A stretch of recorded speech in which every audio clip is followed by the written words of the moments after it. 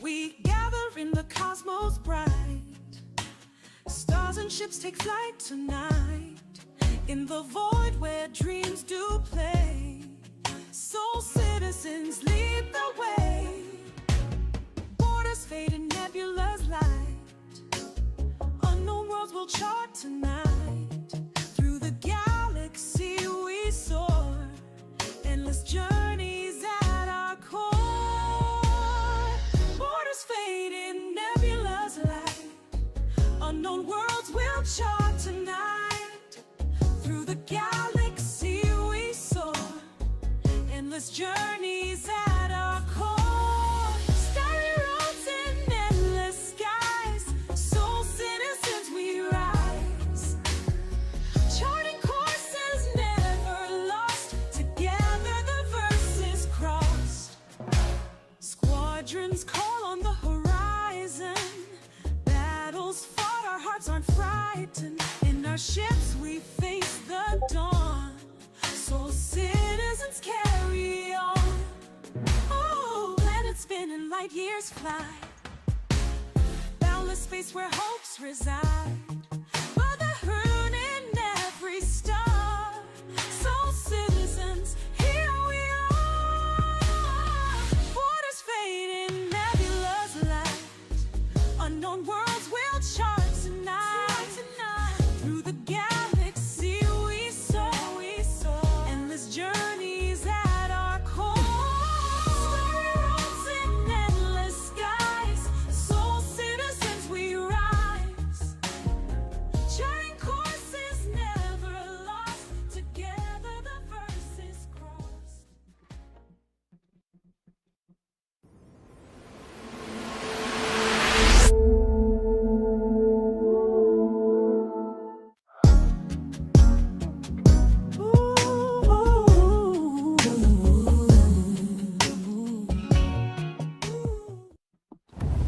Day 96. This is it. The breakthrough I knew would happen. The specimen holds answers far beyond their comprehension. Even the infants serve my purpose. They need an end to the regen crisis, and I will deliver it, despite my colleagues' protests. That is why I am essential. Where they see life, my mind sees the design. The data locked in flesh that must be harvested. Science will not cower to moralistic fear. Progress requires clarity, not sentiment. To discover is to survive.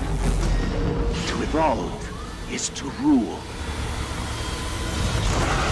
Once again, they put their future in the hands of science, yet still refuse to trust its judgment, its results. It's my responsibility to push forward. I will save us all.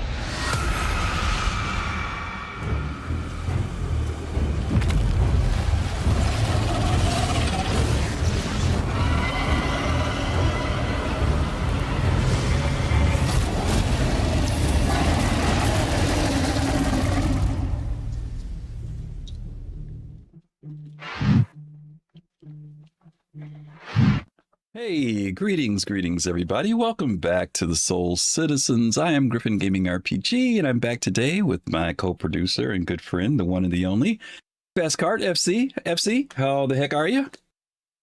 I'm doing pretty well, thank you. I'm keeping cool, and there's 80-degree weather on the East Coast. How are you doing? I'm doing pretty good. Pretty good. We had 90. It was like 90 almost here today. It was pretty warm, so it's coming your way, my friend. We're gonna send it your way. I was so gonna you can say, have it. keep it over there. We're fine. I'm 80 is as high as I want to go. Okay. Oh, nah, you can take it a little bit hotter than that.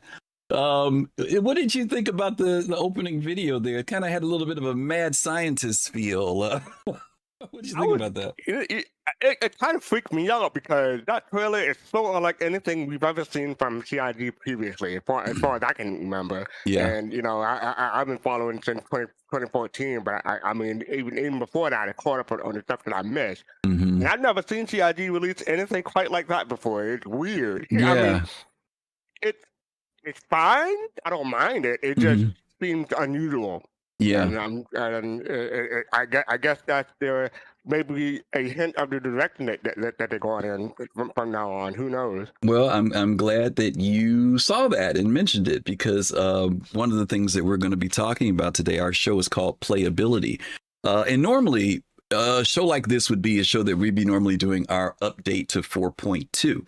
As you guys know, whenever an update comes out, either right before or right after, we usually do just kind of a review of what's been changing in the game. And normally we would do that. And we're going to do it just a little bit today. But I think is a bigger, broader thing that we're going to do. We're going to look at what has happened over the past 6 months in relation to Star Citizen and Cloud Imperium in our community.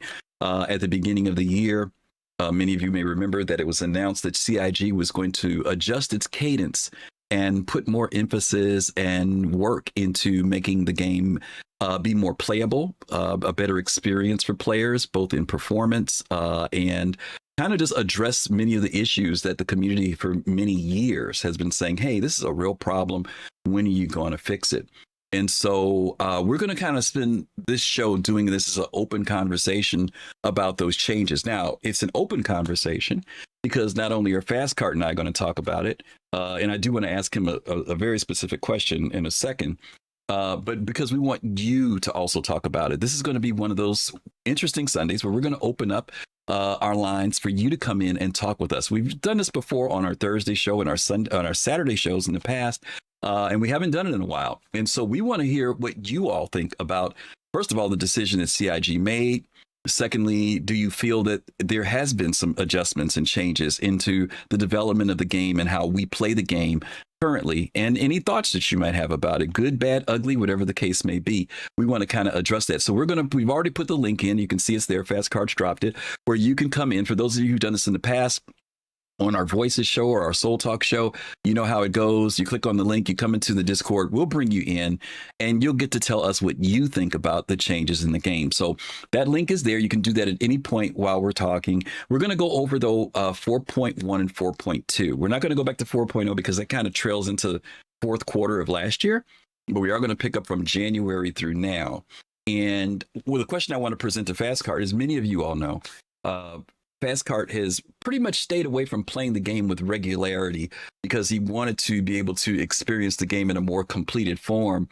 Not because it's broken, but because he just wants to have a really good experience because we've waited a very long time for the game. But recently he has been doing some of the activities that we do. He hasn't been going into the Moby Glass and pulling up missions and all that, but he's been joining us in a group session playing. And so I want to ask you, Fastcart, because you have been doing that, and particularly the video that we saw today, right? You've kind of had the experience with that. What has been your experience with this you said this like trailer was different? Because a lot of times we get trailers, they're very combat heavy, I guess you could say, or ship heavy. But this one was kind of more into what this new activity is, right? So what has your experience been so far with this kind of change from shifting from, and don't get me wrong, there's still combat involved, but it does have a slightly different feel, I think, for some players. I think this has been the first time in 6 months where I have not been killed by an elevator. So Okay. that's a plus. No, other than that, yeah, I have noticed an improvement in stability. The 30K almost non-existent. We did disconnect one, but it came back like 2 minutes later. And I had a bug because I was in third person mode, third person mode. So you had to walk me through how to get my camera back. But other than that, yeah, I've seen an improvement in stability. Well, before we get to stability, I'm not talking about stability. I'm talking about the actual thing that you went and did, this new mission thing from the video we were just talking about. Thing? Yeah, because you've been over to the ASD thing. You've done that. Right. Yeah. And I mean, I just been following y'all, trying to keep my head on and on a swivel and try not to die and try not to get other people killed. I was sorry about that, Pops. I did kill someone by accident on It one time, happens. but I apologize for that. But yeah, it's interesting. I'm glad I'm doing with a group that has patience because I'm not good at FPS at all. Like whenever I do FPS, I can't move and I can't go forward and turn at the same time. I have to do one or the other because I Okay. play one-handed. Hmm. So I appreciate the patience that people have with me. But other than that, it's been cool. It's still not. I still prefer ship combat over the ground stuff. Like Hmm. I'm just happy. If you keep me in a turret, I'm happy as a clam. What To are put your it what are that your way. what are your feelings about what you saw as far as the new locations going into Pyro, the research centers? What did you think about that? Because those are different, right? They're not the typical distribution center or bunker. Which I had time to really look around and explore when it's not intense or combat focused. Hmm. Like I I look around and smell the roses. I people say because I'm just trying to keep up with the group, try Okay. not to get lost. But what I have seen, CIG put a lot of work into it. I wish I could slow down a bit to appreciate what they have done so far. Hmm. But from what I've seen, yeah, it's cool. I Okay. mean, a lot of it may be lost on me because I'm not an FPS person or a map person per se. Hmm. But yeah, from what I've seen, it's comparable to several other AAA titles that I've seen people stream. Okay. Okay. Fair enough. All right. Well, let's do this. Let's start doing a bit of a review. As I mentioned, we're going to go back and start looking at how things have been evolving since the beginning of this year. And when we come through, we're going to focus in on these areas at the end. So this is, again, we're looking at how CIG has changed or adjusted their cadence. Do you even feel like things change, or do you think that it's been, yeah, it feels like something is different? I know fastcart, for example, there were a lot of people when Benoit and Disco talked about this change for this year. There were a lot of people who have felt a bit of uncertainty because they felt like features and content were not going to be coming out. That there wouldn't be anything new. There'd just be nothing but bug fixing going on. But there has been, basically new things, right, that have been introduced. A few new things into the game, and we're going to go over some of those right now. Let me bring up this. You guys bear with us here because we're going to be, if you want to go to the link, fastcart will drop it in for you guys. This is the roadmap. If you want to follow along with us, we're just going to very quickly go over what has happened over the past 6 months, and then we're going to open up the conversation for you guys to come in and talk with us. But again, anytime you guys want to come in, click on the link. You can come in, share your thoughts about what you've been experiencing in the game. I think the very first thing here, FC, even though it says characters, is not going to be characters, is going to be the Balakar. This was one of the first things on the AI tab that was released in 4.1 in first quarter, second quarter. And by the way, one of the things, Fastcart, that CIG mentioned earlier this year was that there was going to be greater frequency of patch drops. Normally they were quarterly. And I think CIG was shooting for, it was some crazy amount, not crazy amount, but they were looking for, I think, at least double that this year. I think it was like 10 or 11. I can't remember now. Maybe I'm thinking about ships. But I know that we've been getting patches almost monthly instead of the normal 30 days thing. And I mean, don't get me wrong. When those patches come out, sometimes they're still broken. They still do a lot of patching. But have you noticed the fact that there are like a lot of patches that come out, like literally a lot of fixes this time around? Typically, I usually start up RSI updated when there's a new patch. Just kind of look around for a bit to see what changed for a couple of hours. Then I look for the next patch. But yes, I've been having to do that more often this year, so that is noticeable. It hasn't impacted my Comcast bandwidth yet, but I'm afraid it might soon. But other than that, yes, I have noticed an uptick in patch activity. Okay, cool. Okay. And that's just the live server. I'm not talking about PTU. Even though the update the uptick was that too. Okay, gotcha. All right, let's take a look at this a little bit more then. I'm looking at, I hope I'm saying the name correctly. Is it Kanitra. I know I'm pronouncing it wrong. Yeah, you're more than welcome to check out our Discord. If you just want to drop in just for this, you can. Or if you want to join the Discord, the link is there. Fastcart, if you could drop the link in one more time. If you want to come in and share a comment on what we're going to be talking about, we'll be happy to have you come in for that too. Did you ever see the juvenile Valacar? Let me ask you that. Did you ever see the babies? I haven't seen it yet. You haven't seen the babies yet? Not live. Okay. No. Okay. All right. Well, yeah, the babies has showed up, and particularly when we were doing the Hathor missions at first. That was one of the places we first saw them, and now they have been spread about on Aberdeen and on Daymar. And I think they can be seen elsewhere too. I've only run into them a few times. I know there are some people who've run into them quite a bit. And I have only run into them just on occasion, and even then it was from a distance. The one time I did run into them. I'm going to ask you, when you ran into them, what did you do? Did you try to shoot them or kill them? Yeah. There was what happened is, and I'm still not completely confident on what happens now, but I do remember that we were down at Hathor on the ground base, and once we activated the big antenna dish, the big array, and the ground started rumbling, that was when the Valacar started showing up for me. Now, my understanding now is that Valacar will show up in different places any old time now, which I have not experienced yet because I haven't been running around in random places on Daymar or Aberdeen. But my understanding is that now they are kind of throughout the place. And, the juveniles were the first thing that they introduced to us. Of course, after we saw CitizenCon last year, they had told us that the Valacar would be coming, right? So that was the first one I would say that we saw. You have a couple of people in chat too already. Yeah. Let me get through this first column and then we'll bring them in because they can pick whatever it is they want to talk about if that's okay. Okay. All right. Yep. So Pops and Fist, we see you. Don't go anywhere. We're gonna pull you in just a few minutes. This one here, this armor and horn and string, was a Wicklow special.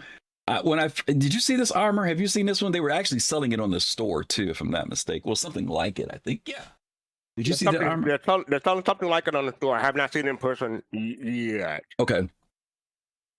When I first saw it, I said, "Ooh, that looks cool." Yeah, go ahead. Until I saw it up close, and then when I saw that the teeth, I think they're teeth or whatever, they light up.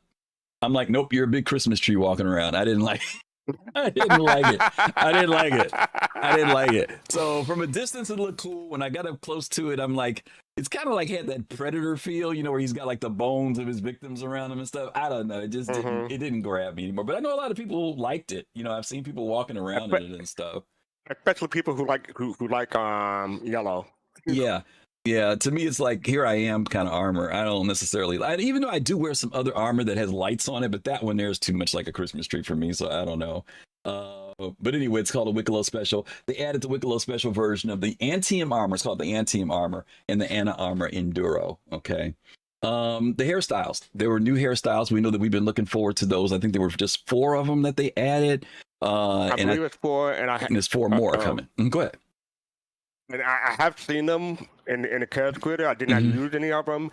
They're not my style, but I have noticed them. And one of them just make it look like an old bald guy. And like I get enough of that in real life, so I'm not interested in doing that in game. Yeah. But other than that, the other ones look pretty cool. Okay. All right. I know that there are some people who do want a bald kind of look to themselves. I mean, they do have that kind of thing, but I haven't tried out any of these new ones. I know one of them people kept saying was like a John Wick haircut or something like that. I don't know what the deal is on that. But anyway, this one was in 4.1, and then there was also some in 4.1.0 that came out as well. Wicklow was introduced. Have you had a chance to check out Wicklow at all? Go to the Emporium or no? I still have not. We were supposed to, but we haven't made it that far yet. Okay. Wicklow became a new mission giver. And in 4.1, there was a lot of excitement and a lot of frustration with Wicklow because the way you had to turn in the various things that Wicklow needed. I remember one of the first bugs that was in the game was you would go get, I remember the very first mission was something like get him a candy bar and a cup of and a soda, right? And if you put them on the elevator, many people were putting them on the elevator because you had to put them on the elevator to send it to him. And the elevator would eat your stuff up. Right after people went around and found these items, as soon as they put it on the elevator, their stuff just disappeared. And so the workaround was to go to the inventory screen instead and load it in through there. Then go to the elevator, put your stuff on the elevator, bring the elevator up, then send the elevator back down, and then you would get credit, right? It was kind of a real wonky workaround. It was really crazy, but it worked. But yeah, Wicklow and Wicklow's Emporium got introduced into the game. This is the heavy armor Antium. Now, this one I do like. This armor that came out is a very cool armor. I've only seen a couple of people, and it was pretty impressive from when I saw it. I think this one, and correct me if I'm wrong, I don't know if Togi's in the chat right now, but I thought there was I don't know if this is the one that has the scanner. Guys, maybe chat, is this the one that has the scanning in it, where you can scan with it? Maybe chat can tell me if this is the one that has the scanning, because I know there's some armor, some helmet or something that does. Okay, Captain Jones says yes. Captain Jones This says is the yes. one that has the scanning capability that we heard about back in CitizenCon as well. After that, we had Cortec. Collision physics update, updating the ship collision damage handling with full collision data passed down by physics. I don't know whether or not that really, I'm sure it happened. I don't have too many collisions to know whether or not my ship's falling apart. So I have not experienced this yet. Maybe that is in there. I'm sure it is. It's released. We've had people colliding with the Polaris and blow themselves up. I don't know if that it sounds good, but I don't know how much different it is from previously. They still blow up good. Yeah. Collision damage handling. I don't know. I don't know if that means just that, like whether or not, they're trying to move us more toward damage and repair more than destruction. So the way this sounds like is that they're trying to move us more toward when things happen, there's more damage than destruction. But I don't know, guys. I'm not going to try and act like I know, but they say it's been released. Ground vehicle. Whoops, let me move this up a little bit. Ground vehicle and FPS mining update. Splitting out ground vehicles and FPS minables to make the two gameplays more distinct. Also adding new minables that are exclusive to ground vehicles and FPS separately. Actually, I was watching Dig That today. He was out doing mining with the new Atlas Geo, which was kind of cool to watch. I did not know that the Geo could fit inside of a cutter, and he was having a blast doing that. Pardon the expression. And then also Ops Chief had gone out with the Rock today, and he was doing it as well. I have not done rock mining in probably 2 years because it was so buggy last time I tried, and I really do want to get out and try it. I never really asked you this, Fastcart. Are you into, I know you're into trade, but are you into doing stuff like mining to get resources, or no? You pretty much still want to deal with just dealing with it's already packaged and you're just ready to do the selling. It's packaged, and I just deal with the refined materials rather than the unrefined materials. Okay. I might get into it when I'm looking for stuff to do, but I have other stuff to do in the meantime. So and it's funny because back in Eve, I built my first battleship. And you have different size ships in EVE Online. You have the frigate, you have the cruiser, then the battleship. I built my first battleship by mining everything on my own. It took me like 8 to 10 hours to mine everything, and that's how I got my first battleship. So I don't mind, no pun intended. I don't mind mining, but I just haven't gotten into it in Star Citizen. Okay, that's cool. All right. This was a big one. Item recovery tier 0. Adding item recovery tier 0, allowing players to respawn with their gear they had equipped at the time of death. It was a bittersweet thing, right? It opened up the door for people to be able to wear the armors that are, not that they're any different in the sense of their abilities, right? They don't give you any pluses or minuses, but they did give people a different cosmetic look. If somebody wanted to wear their executive or their Voyager armor or whatever, a lot of people wouldn't wear it because either they weren't, I'm sure there were some people who were about if they got into an FPS battle that they would lose their stuff. But there was also the thing of what happens when the game bugs out, right? Or something goofy happens and your character dies somewhere and you can't get back to retrieve your stuff. Then you've got to wait till 90 days or 45 days till the next patch comes out to get your stuff back, since there was no more character resetting that would bring all your stuff back to you. So a lot of people just wouldn't use that rifle or that armor or whatever it was they had. Now, the negative side to this was that people who enjoyed looting and being able to, after they had a great battle with somebody, say, hey, I'm going to get this cool stuff because they've got this armor or this gun.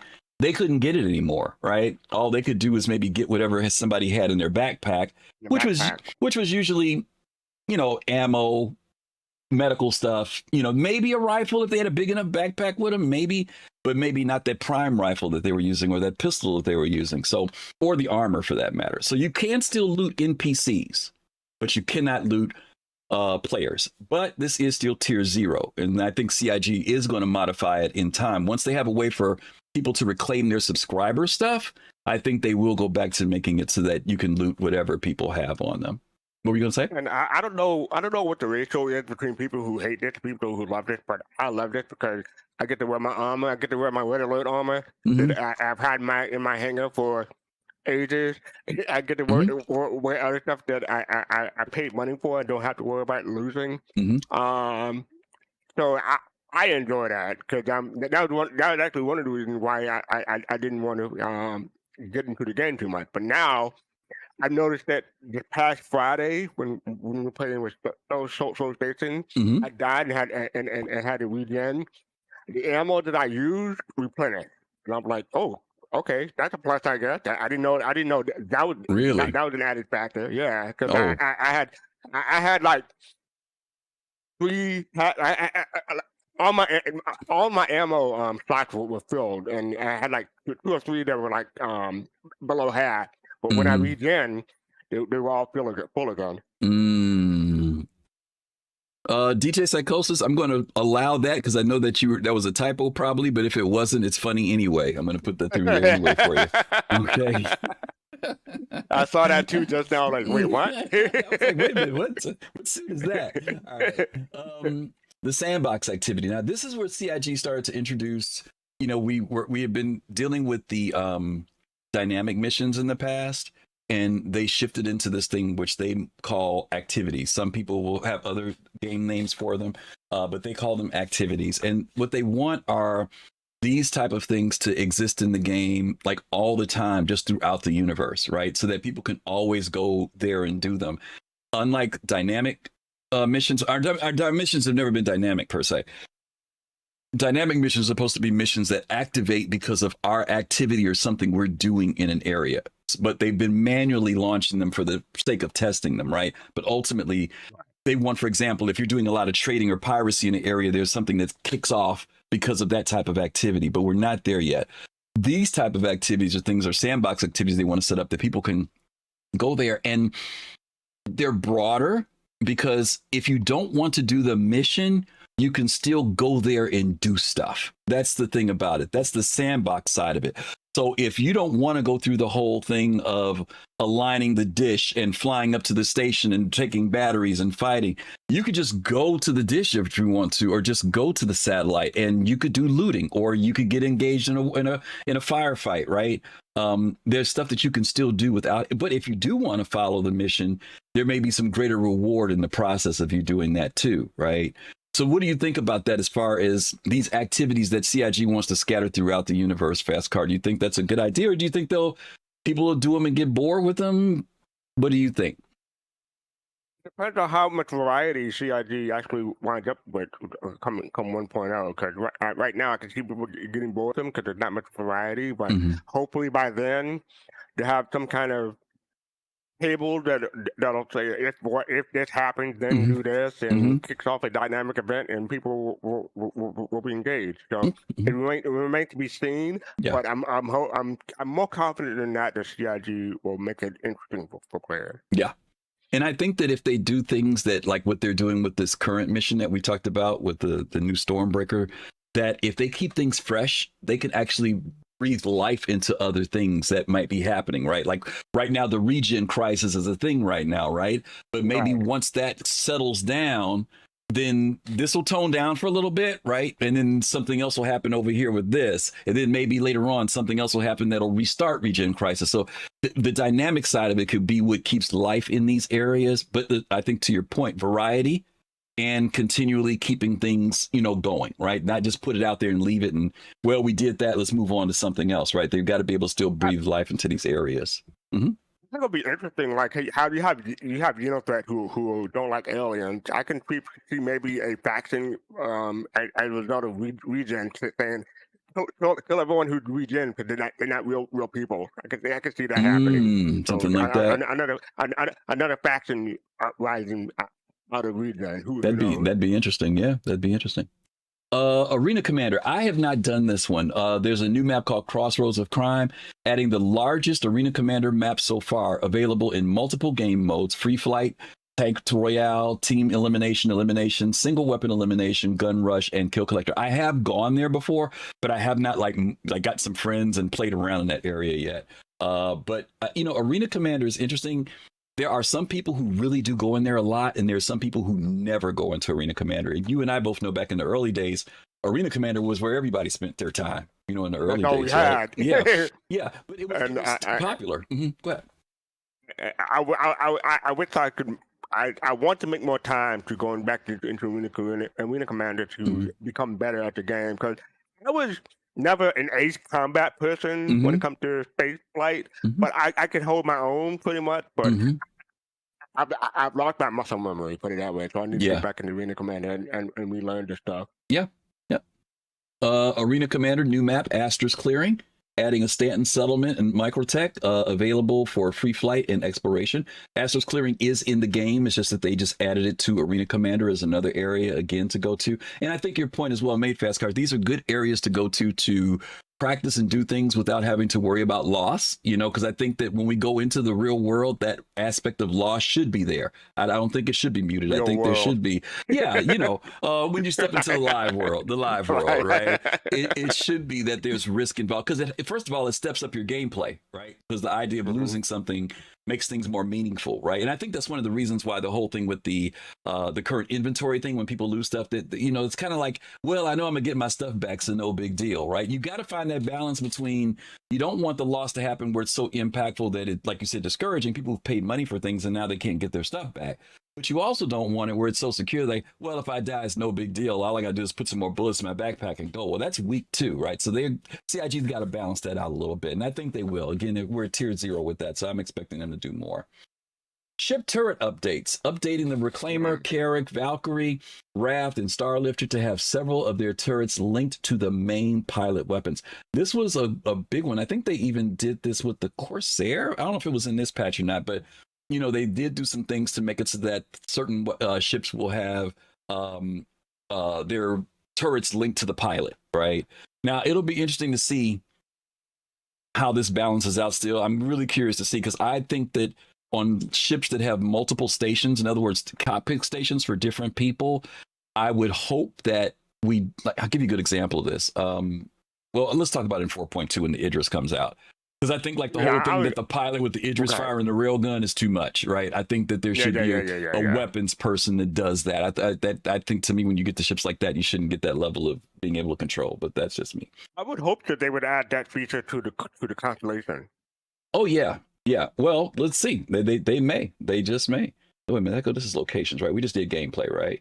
No, we didn't do gameplay. Yeah. Oh yeah, we did. We did gameplay. Okay. Locations. Yeah, gameplay was what we're on. Yeah. All right. So locations. Mission giver locations. We talked about this. Wickelos Emporium. If you have not been to Wickelos Emporium, you guys go check it out. It's a very cool place. The thing that I think that Wickelos Emporium can lead to, possibly, Fastcart, if you go in there, it's like all of the flair that we have is there. Like all of it, right? Every type of coffee pot they have in the game is there. There's even all the knives we have are there. There's a whole bunch of stuff that's there. And I think that eventually things that maybe you can't buy, and it doesn't mean those items, but it means things that you want, you're going to have to trade for them versus purchase them, versus spending credits or crypts or UEC, whatever. There will be more of a bartering system for certain items. I know a lot of people saw, they got samurai swords in their Fastcart, and there are people who were like, ooh, I want the samurai sword, right? And right now, even things like the Ikki, the new walking armored gun Atlas thing, is gotten through going through Wicklow. So yeah, if you haven't checked it out, there are new locations for that. My understanding is that in the new patch for 4.2.1, they're going to make it so that you can go to any Wicklow to deliver your stuff. You don't have to go to a certain one. And they've also broken down the missions in there too for that, if I'm not mistaken. Yeah, you could pick the mission that you want for the reward instead of it being random. Matter of fact, I've just put the link in chat for people to get that update. That's happening. Cool. I think it's happening July 2nd, or maybe that's the before program. But one of them is happening soon. But yeah. Okay. This is a part of the Align and Dine, just these locations that were put in. The Hathor Mining Station, which we talked about earlier, which orbits above the Hathor ground alignment stations. And it's so cool, Fastcart, because when you're down there, you can actually look up and see the station. You can actually see battles going on above you, too, when you're down there. It's kind of like, reminds you of Star Wars. Remember when Luke looked up and he supposedly saw the Star Destroyers fighting? You actually can see the ships up there and actually see if there's like a battle. And if you're on the station, you can look down toward the surface and see like if there are people battling down there too with ships. So it's kind of a cool thing that you can actually, see that actually taking place in real time. And I don't know what other game has that. Oh my God. Right? Yeah. No, absolutely. Absolutely. Here we go. Missions, animal population control. There are some new missions that have been dropped in that basically say, we need to control the wildlife, right? And usually it's Copian. So that's a new one that's been placed into the game. Local site maintenance. This has been the introduction of repair, implementing new missions into the persistent universe, first appearing in Pyro's outposts. Players will be tasked with going to the location and fixing equipment with fuses and repairing pipes with RMC with your multi-tool. Okay, so that's also something new. I think those are only in Pyro right now, Fastcart, but those are new missions that are there. Hunt the Polaris. Added a new Fleet Week mission. A Polaris has been stolen by the Frontier Fighters and the CDF and tasked by the UEE Navy to hunt it through the Stanton system, isolate it, and kill it. This was one that people were doing, particularly during Invictus. Space Combat Patrol. Adding a patrol mission that takes the player through a series of patrol points. At each waypoint, players can run into a variety of objectives and encounters. Space Combat Mission Ambush, adding an ambush mission that takes players to set up a trap in an asteroid cluster and ambush high-value target ships as they pass by. And Space Combat Mission UEE training missions. Added a suite of UEE training missions that teach players about the various ship combat scenarios, introducing new challenges and player progresses. And this was the new Gilly stuff that came in. You remember Gilly? I've seen it. I've seen it pop up every time I log in, and I keep hitting skip. But one day I'm gonna set aside 30 minutes just to go through it. Well, no, that's different. That's the game tutorial. These are actually missions that you remember how back in the day we used to do Gilly? Yeah, I remember. That's this. Right. Gilly now takes you through 8 missions. I think it's 8 missions. And it's basically teaching you combat and everything, right? The tutorial is just kind of getting you familiar with the game. This thing is a little bit more. It takes you to the point where you have to go after fight a Polaris, right? It gets like to that level. Yeah. So you start out small and work your way up. And we did that with a couple people. That was one of the things that we did for Soul Station because someone we helped out Parodies, I think it was. So I think Parodies needed to finish it, and we went into the episode. That was number 7, I think, that when we did that with him out of the 8. Okay. And then I think we're almost at the end. Pops and Fists were coming. We're almost there. Ships and vehicles. Coming from Invictus. The Anvil Asgard, introducing Anvil's new savior of the battlefield, the Asgard, a heavily armored vehicle dropship equipped for boundless resilience in the hottest combat zones. Any thoughts about the Asgard? I know you got a chance to see it a little bit. I got a chance to see it. I went on someone's Asgard. I did get lost in it. I put you. It's a nice ship. It's not my style, but so I'm looking forward to seeing more people fly it. But yeah, I think it's a decent addition. There's always controversy about it, replacing or getting nerfed or stuff like that. But that's part of course with CIG and Star Citizen. Okay, y'all pray for Asgard for Fastcart. If he got lost in Asgard, I don't know how he's gonna walk around on a abandoned merchantman. But that's a whole nother story there. All right. The Miss Starlancer TAC, adding the Starlancer TAC ship designed for tactical assault and rescue. What are your thoughts about the TAC? Did you get a chance to see that one yet? Walk on that one yet? I did get a chance to look on that one. Matter of fact, I think New Soul has one, I believe. And yes, I got into the turret. We were trying to land on the planet, and someone sighted us and blew up, and we then back at the station. So that's my experience with the TAC. but Okay. it's pretty cool. Other than that, it's like I said, it's not my style. If I were to pick one, it would probably be the Starlancer Max, Hmm. but I'm waiting for the Tac Wayland. Okay. Okay. The TAC is the second in the series of 3 ships in the Starlancer series. We had as you mentioned, the Max came out first. The TAC now, then of course people are anticipating the build, the BLD coming out later on. I have both these ships, and I didn't get the TAC when it first came out. I thought it was cool, and I looked at the TAC as being a next step version of what the Cutlass Black was, right? And I mean in the sense of that the Cutty Black was kind of like that, what do you call it? Not multi-tool, Swiss Army knife, right? Multi-crew? No, no, no, no. In the sense of you could do multi-crew, you could do a drop ship with it, you could carry cargo with it. It was decent in battle. It wasn't excellent at at any particular thing, but it was good at doing a lot of things. And when I saw this ship, even though I own like a Connie, which I kind of always kind of wanted to be in that position, this one kind of felt like if you want to graduate to something else that you could get 4 or 6 friends and get on. And if you wanted to do some cargo, you could. If you wanted to go do some exploration, you could. If you wanted to do some fighting, you could. I kind of felt like this ship kind of stepped into that mold. I think the thing that really sold me on it, and I hate to say this, was that it had a medical bay, right? And I'm not crazy about when I like ships with med beds, it's not necessarily because of the respawning aspect of it, as much as it is just the fact that level of gameplay to heal or respawn or whatever is there based on how it is now or even later. It kind of just adds another element of the gameplay on a ship like that. And so the fact that they had that on there was the thing that really sold me on it. So yeah, I ended up using the last of my credits up and getting attacked. It's priced Oh no, it was all my text. Compared to Andromeda too, right? Well, yeah, because Akani was 275, I want to say. No, 225, 225, 240, and that's 230, I think it is. So it's something like that. If I'm not mistaken, 330. No, it's 330. Tax 330. 330. 330. Okay. 330. It's 300 Warbond. Is it Warbond? Yeah. So it's a little bit more, but again, med bed, more fleshed out. Whole dining area. I mean, it's a bigger livable ship than a Connie is even. I'm still holding on to my Connie and looking for an RSI update one day, a rework. But that's kind of my feeling on that. Another one, you mean? Yeah. Yes, again, for the 4th one, right? The Guardian MX. Now, you were looking at this one. You were kind of eyeballing this one, right? And what was your thoughts about it? I like it. It had that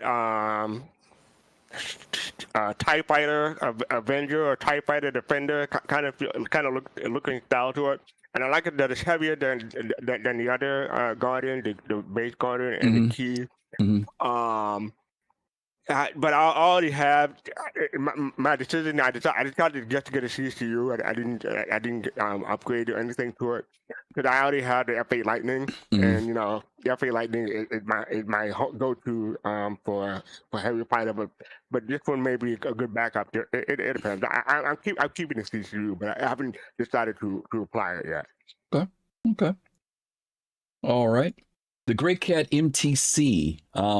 This one, when this was first announced, I was like, what the heck is this thing going to be? I mean, we're looking forward to Great Cat putting out something, but it was like, what the heck is this going to be? And, I know I was talking with Admiral Kusanagi, who I see in the chat, and we were, thinking, was it going to be some type of command vehicle, mobile command? We're trying to figure out what MTC meant. But then once I saw the commercial for it, I kind of said, okay, little military vehicle. It's not the Ursa with 6 seats, so it's for 6 people, but you can do 2 people. But then I saw a player using it, and they were actually using it down on Hathor, and they were in there just slaughtering. I mean, it was just rolling and killing people. I was like, that's kind of cool, I mean, just for just a 2-person thing. You know what I mean? Especially if the numbers are overwhelming or the odds are a little bit higher. I thought it brought a little bit of something to it. But my biggest sell on this one has something to do with what's in it that's not in the game but doesn't impact the game right now. And that's the fact that it carries the big environmental suits. So to me, once we start getting into situations where temperatures really are meaningful, like right now, they're starting to hurt us a little bit as players, but whether it's radiation or whatever it is, to me, that's when a vehicle like this might shine a little bit more, because right now it's just another vehicle. But I like it. I like the MTC. I like it as a 2-person thing. I'm a little saddened because I've been waiting on my G12s to show up, but one day, Griffin, one day. Yeah, but I'm happy that Grey Cat put out something other than the golf cart, right? I'm glad, than the PTV that they do have something else out there, which I think is kind of cool. And for me, it's like I saw the commercial and I almost insta-bought it because the commercial did me wrong. It went into the water and survived. You remember that in the commercial? I was like, oh, that's cool. Yep. That's coming in the game. Nope. Well, I wouldn't say that. CIG said anytime they show us something, it's something that they want it to be able to do. So it may not do it now. It may not be able to do it now. But I think that vehicles like the tanks, this and other ones will be able to pass through a certain level of water if you want to cross a river or a stream, right? Nothing that's over the top, but enough that you could get through it. I think that eventually that's going to be a thing. So it's it'll always be there, right? If they do implement it, you could always get it. But I think that eventually, just because of the playability side, vehicles will be totally killed if they can't even cross a small stream or river. You know what I mean? It's just going to be it'll be immersion breaking for that matter, as far as I'm concerned. So it should be able to do that. I take into account the LTI tokens and stuff like that. I already have enough LTI tokens, so I didn't get the MTC. Gotcha. All right. And of course, this was a big one, pardon the expression, the Idris P. There was a lot of questions about whether the Idris would come out. There were a lot of hints toward it. I think one of the biggest hints for me was when they put out the Idris t-shirt that you could wear in the game. I'm like, if they don't put the Idris out, it's going to be a lot of ticked off people because they've been dropping Idris hints like crazy. And people are like, oh, there's no way they're going to put the Idris out. I'm like, nah, they've been, it's too much stuff going on. The Idris is coming out. And sure enough, it did come out. But I think what also surprised people wasn't just it was the Idris P, but the Idris M came out. Right. That was the other thing, too, is both of them came out. And I think that the reception has been pretty good. What do you think? Yeah, it's been overly good. A lot of people, you can't escape from them anymore. It's like, I remember when EVE Online first brought out the Big Titan, they took like 90 days or 60 days to build. And you got to protect it. Otherwise, if it gets stolen or blown up, you lose everything in the manufacturing. You got to start from scratch. But CCP said they only expected like maybe 5 to get built, but it turned out everyone in the mama had a Titan. And it feels like this is going on again with the Idris. Everyone and the grandmama have an Idris. So it'll be interesting when and if the Javelin never comes out in game. Well, it will come out in game eventually, but I don't know if it's going to be like the Idris. Yeah. Papa Doc said the MTC does cross rivers without blowing up. Yep. Gomez said that if people die, and whoever's inside of it died when you call it cross rivers. And that was, but to that point, everything is updated, right? And that was when it first came out when we were having that conversation. So thank you, Papa Doc, for that. Just to know, now it may not be a submersible, right? But again, we're talking about just crossing across a stream. It all depends on what the depth of the water was and everything else too. But like I said, I think that either way it goes, they're going to work towards that. Thracazogs, thank you so much for the gifted sub to G Sharp. G Sharp, give a shout out there to Thrakazog for hooking you up. We only want to wait for my goal. Okay. Oh, awesome. Yeah, very cool. Thank you. We appreciate that. Thank you. I do want to hit a couple other comments here. Kinzier, I see you over there. The poor Connie feels like a Winnebago now.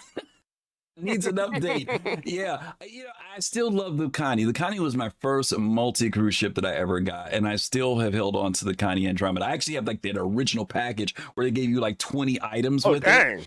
So I'm really trying not to get rid of it, if you know what I mean. I melted it one time, and eventually I got it back. I said, I'm never melting this ship again. So I love my Connie, and I am still looking forward to a rework. We know there's going to be a rework on it because there's so much stuff on here that doesn't even slightly work. So we know that eventually they're going to have to bring it up to a gold, at the very least, gold standard. At least gold standard. I'm more than likely getting the Phoenix. Come IAE. Oh, please. You've had the Phoenix 12 times. I know. 12 times but you've had the Phoenix. This time, I'm going to use my subscriber discount coupon, so I'm not going to get rid of it this time. Don't believe him, y'all. Don't believe him, y'all.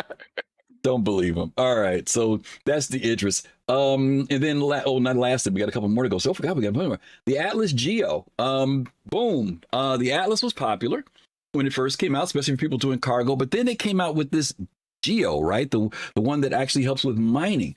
A power unit dedicated to mining with practical augmentations, including lasers, storage, and a new way to travel with a jump pack. And people have been asking about jump packs forever. I don't think we ever expected the jump pack to get slapped on the back of the Atlas, but I was watching Dig That today, and I saw him do something that was so cool. It was funny and so cool. He was heating up a rock, and the rock was about to like blow up on him. And so he immediately hit the jetpack and jumped backwards away from it to keep from getting blasted. And I was like, oh, that's pretty cool. You know, I've been watching people jump around like they're the astronauts and stuff, but he used it in a very practical way, which was actually kind of cool to see. Have you seen one of these or tried one of these yet? I haven't tried one of them Oh, yet, but I'm happy for. I am happy for Chubb for Geo, because Geo get money. I finally got into the game. They named it after him, obviously. Oh my God.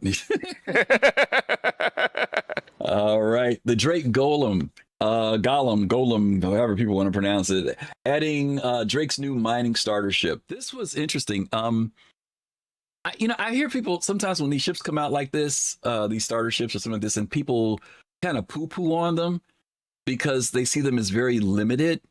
But for me, if I was starting Star Citizen for the first time, and like as you know, I'm into mining and industrial stuff, right? I'd have had my eye on this ship coming into the game. I would have came in with a starter and this. Now I know some people say, well, why get this? Why don't you just go to the prospector? But I think when I'm starting the game and I'm trying to learn it, am I going to invest $150 or am I going to invest, what was it, $60 or $70? You know what I mean? This would have been appropriate for me coming in the door. Now, if you've been in the game for a while, you know, you're going to look right over this and say, man, you know, at the very least a prospector, if not a mole, right? So I think these ships are still appropriate. There are some people who enter the game wanting to do a career. That general thing doesn't mean anything to them. They may just want to do mining. And so I think that, and it evidently is a popular ship. I've heard several people who said they used the Golem. Or they could say that, you know, they don't know if they're going to like this the game style, how they implement mining in Star Citizen. So this gives them a chance to try it out for not a high cost. Yeah. And if they decide it was not for them, they can just melt it or get rid of it and get something that they do like. True. Instead of having to invest that $150 all at once. Yep. Ships and vehicle update. Updating the Caterpillar side elevators to improve its cargo management, removing the 300 eyes cargo railings to allow for better cargo gameplay, and really increasing the SRV's fuel storage. Further Hornet and Starlancer max flight mass changes. These were a lot of different changes that took place on some of these ships. As you know, that the Caterpillar for years and years, the doors only opened up and that was it. But now they open and drop down. We know that they also did some stuff with the Carrack that also happened as well. There's some more fixes. I don't think this was in 4.2. Maybe it wasn't 4.2, but no, it's not in 4.2. They did work with the not the SRV. The what's the other one called? The Argo raft, right? Where they changed the raft around, right? Where the raft now can carry double the amount of cargo. It was originally 96 SCU. Now it's 182, 82, whatever it is. SCU doubled in its SCU with a tractor beam on the back. And then there were other things they did too. The Star Lancer series got increased in their speed because one of the things that people didn't like about the Star Lancers is that when you look at them, they look like these great ships, but they were slow as molasses in some areas. And so they ended up increasing their speed on those ships a little bit more. They're not as fast as maybe some people may want them, but they did do an increase on the speed on those ships. And then they also did issues with their weight, their mass. Heavy fighter archetype balance. Now, this one I don't know very much about. I need some of you great pilots out there who may know about this. Balancing the heavy fighters, joint health, thruster power, and maximum speed. I do know that they did do some things where they added hit points to either engine areas where people would target that would normally come off. I know they did do some buffing to some of the ships and then some reducing of some things on some ships. Where they brought down their hull, but the shielding may have been brought up. So there was a lot of stuff like that. But on the heavy fighters, I don't know completely what all were done. Danger Hobo says heavy fighters are still useless. Are still all useless. Okay, are still all in PvP. Okay. So, but to this point, Danger Hobo, there's still a lot of stuff that's not on any of the fighters, right? I mean, even the way our shielding is done is not the way it's supposed to be. We don't have shield emitters. We still got a bubble around us. I mean, there's so much stuff. They have not put armor in the fullest capacity of it. We just got this generic armor thing. So that expectation for me ain't there yet until I know they start implementing that stuff. I don't even treat it as whether it's crap or great. It's just that it's just there, till later. But I know that it is for people who are in the PvP. It kind of sucks, right? I get it that it sucks for them. Wicklow special ships. Adding the following special ships to Wicklow's Emporium: the Anvil FHC Lightning, the Anvil A. Okay, I go down this whole list of things. There's one called the Sneak, the War, the ISR Polaris, the Scorpius, the Connie, the Taurus, the Mirai Guardian. These ships can be unlocked by bringing NPC Wicklow a number of favors in exchange of rewards. As you guys know, they made it so that these are some of the prime rewards that people go for that Wicklow has. They often have special loadouts, special paints. There's even more being added in the next patch, which we'll talk about in a little bit. But it was a pain for some of these things for people to get to, especially the way you had to pay Wicklow. The way of giving out. What do they call the stuff that they pay him with? Not scripts. What do they call it? What do they call it, you all? I forget what the term is. I thought it was script. Is it scripts? Either script or what do they call those chits? Not favors. What are those things that y'all get like thousands of them? Favors, and y'all got to turn them in favors. Yeah. And I heard it was a pain doing that, or scripts. Okay, well, yeah, so but whatever it is, it takes a lot of. You got to give them to them one by one or something. It drives you crazy. Chips Cola. Date your hobo. It was a real pain in the butt, supposedly. But they supposedly have fixed that out now where it's better. Turn in scripts for favors. There we go. Thank you. Okay, it's the combination of it. I got it all wrong. That's because I haven't really monkeyed around at that, y'all. Wicklow Spaceships 4.1. They added more ships here. The Star Lancers, the Sabres, the Firebirds, the Zeuses, the Intrepid with top grade components. These ships can be unlocked by bringing Wicklow a number of favors in exchange for rewards. All right, and then we're almost at the last ones here. Pops and Fizz, we're almost there. Boy, thanks for hanging in there. Yeah, thank you for hanging in there. Weapons and items. The Volt SMG Quartz, adding a compact yet devastating firearm designed for those who need maximum firepower in a minimal frame. So there's a SMG. There's the Volt AR Parallax, a powerful new weapon boasting a unique blend of characteristics, firepower, and tactical potential. There was a grenade launcher balance pass, balancing the grenade's launcher's damage output and handling a reward, aiming rather than spamming. And then last but not least, which I cannot get to come up on the screen, is there was a components balance pass, and that was balancing ship components and shield generators based on their class types. And this was a big one that people have been waiting on to see how this is going to happen, because components have been pretty neutral for a very long period of time. I mean, there was some swapping out abilities where you could get some things. You could tell, like, especially like with the quantum drives, whether or not you were getting certain ones that ran better with fuel efficiency and stuff. But they really have not fleshed out components as much as we've been wanting them to. And they're starting to do that. And I'm emphasis on that they're starting to do that. Okay. So I'm going to stop here because, first of all, we're coming up on the top. We're at the top of the hour already.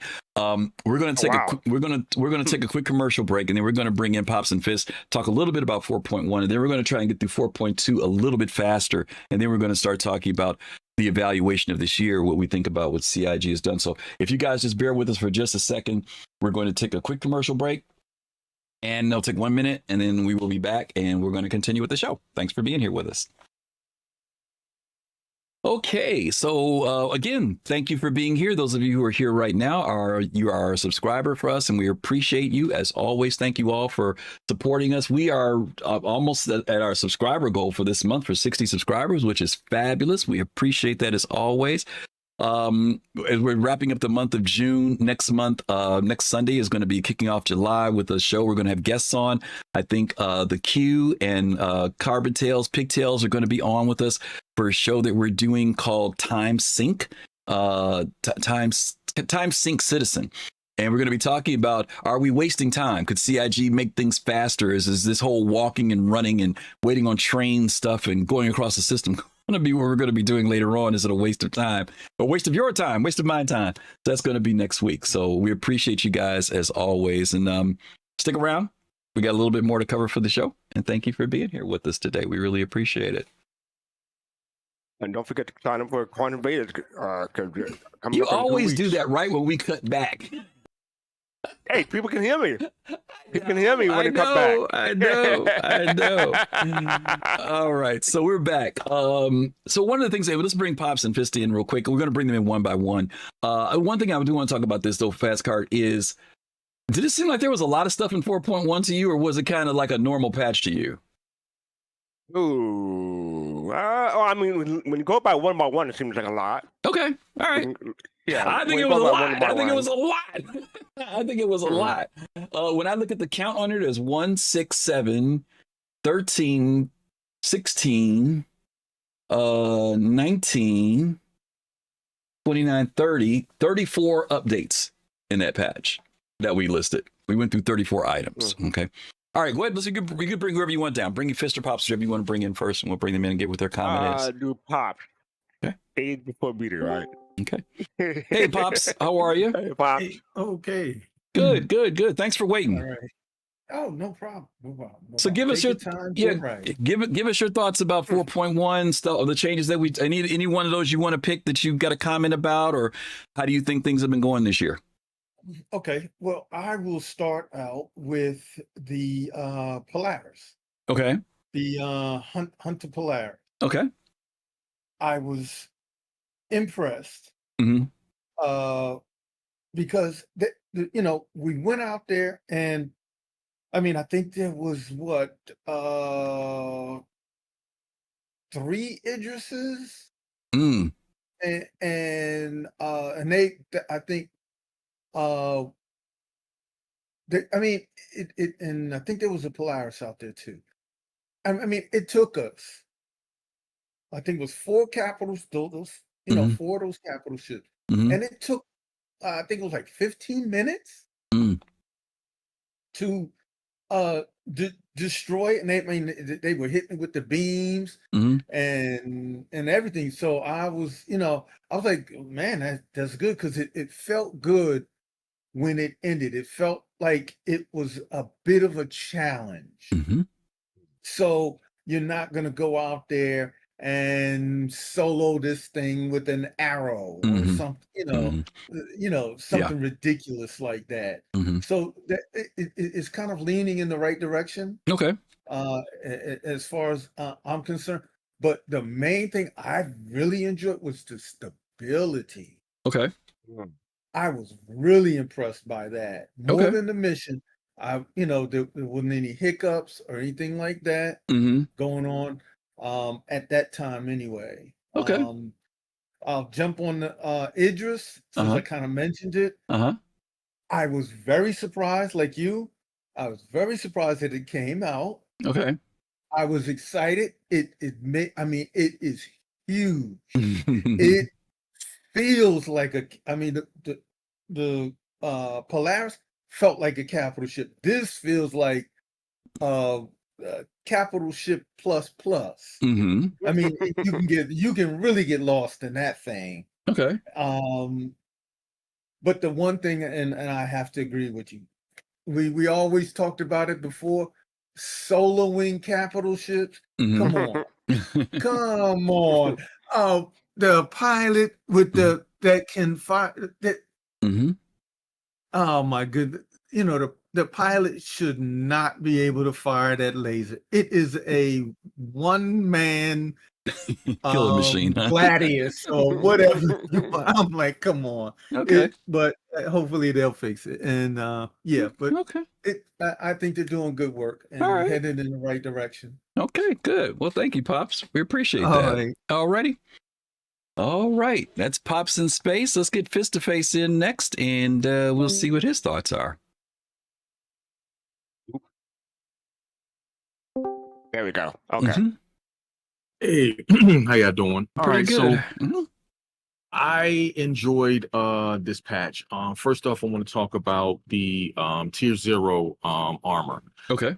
I was kind of like, I'm glad in one way that you get to recover your items. Oh, you mean Tier 0 inventory? You mean inventory? Tier 0 inventory. Right, Tier 0 inventory. Okay, you said armor. Okay, gotcha.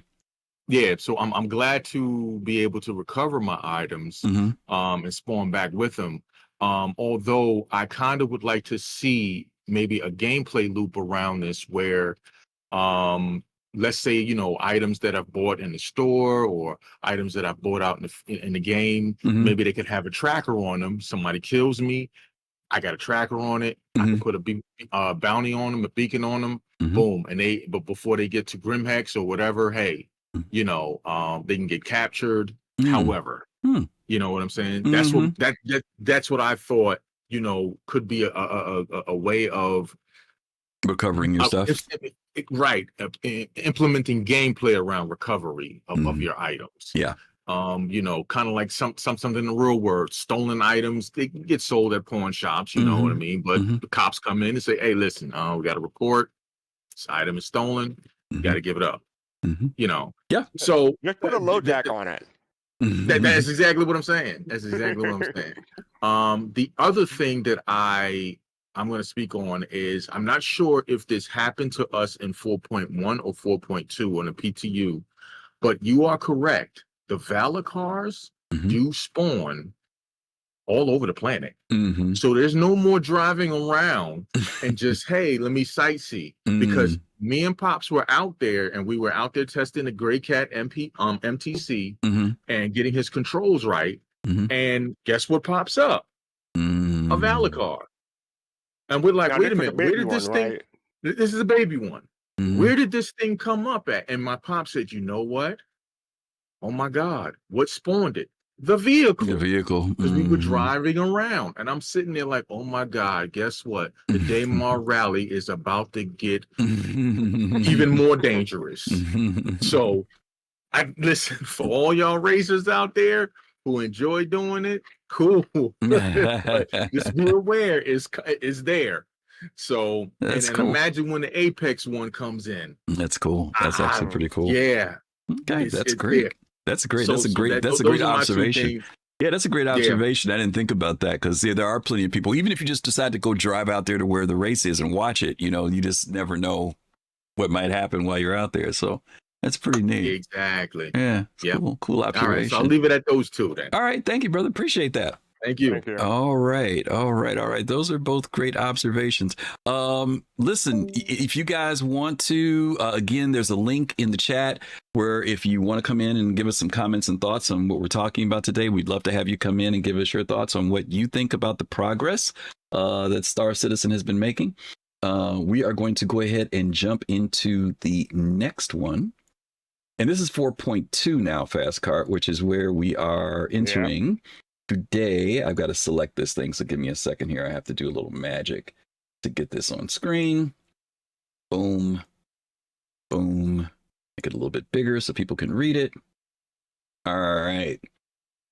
Okay, starting off again with the AI. This was unexpected to me. What about you, fastcart? We knew a Valakar was coming. Were you expecting the irradiated? No, I was expecting the normal one. I was expecting the normal desert one, like the Sword is sitting on. Do you think that this was a good move? Because remember when they talked about the Valakar coming, people said, well, I thought it was only in Lear 3, but then they showed there was a swamp version. You've got the irradiated version. You've got the regular version. So yeah. So do you think it's better that this is what they did do to kind of keep it within the context of lore instead of the regular one all of a sudden showing up in Pyro? You know, the plain one, the desert one, the desert one. I mean, because anytime CIG opens up something and get people to test it, that makes them more prepared for 1.0, presumably. So yes, some people are saying that this is too easy. It's like a it is. People can take one down. Yeah, it's way too easy. You said that a lot. Yeah.